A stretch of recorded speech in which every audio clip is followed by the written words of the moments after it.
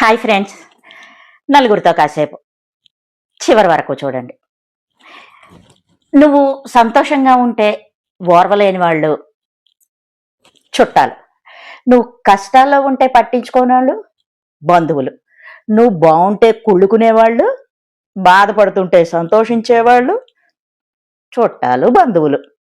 ఇదే కదా మన భావన. మరి ఇది ఎంతవరకు నిజం?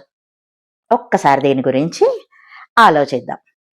మన ఇళ్లల్లో ఏదైనా ప్రత్యేకంగా పూజలు లాంటివి గాని ఏదైనా జరుపుకుంటుంటే కొన్ని సామాన్లు బయట నుంచి తెచ్చుకుంటాం, మండపం లాంటివి.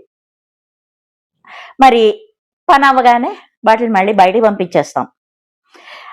అలా మరో పని చేద్దాం, మరో పూజ చేసుకుందాం, లేకపోతే మరో కార్యక్రమం నిర్వహించుకుందాం అనుకునే వరకు వాటి అవసరం మళ్ళీ మనకు ఉండదు. సరిగ్గా ఇలాంటి వాళ్ళే మన చుట్టాలు.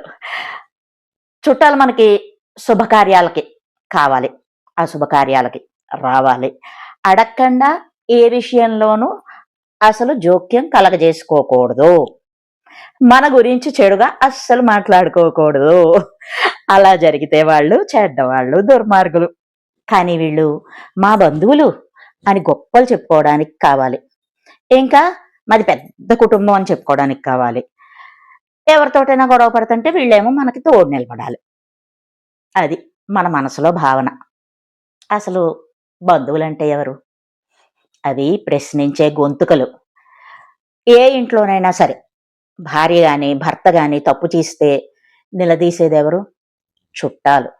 అప్పులు చేసి కుటుంబాన్ని రోడ్డున పడేస్తుంటే నిందించి ఎదిరించేదెవరు? ఈ బంధువులే. వృద్ధులైన తల్లిదండ్రులని అనాథలుగా మారిస్తే అడిగేదెవరు? ఈ బంధువులే. మనం చేసే తప్పులను ఎత్తిపొడుపు మాటలతో మార్చేందుకు ప్రయత్నించేదే ఈ చుట్టాలైనా బంధువులైనా. మారకపోతే ఛీ అని చేదరించుకునేది కూడా వీళ్ళే. మన కష్టం వచ్చినప్పుడు మాత్రమే వాళ్ళ ముందు నిలబడితే ఎలాగా? వాళ్ళ కష్టనష్టాలను కూడా మనం పంచుకోవాలి కదా. అప్పుడే కదా వాళ్ళతో మనకు ఉన్నటువంటి బంధుత్వానికి అర్థం ఉంటుంది. లేకపోతే మన తప్పులు ఎత్తి చూపిస్తారు వాళ్ళు.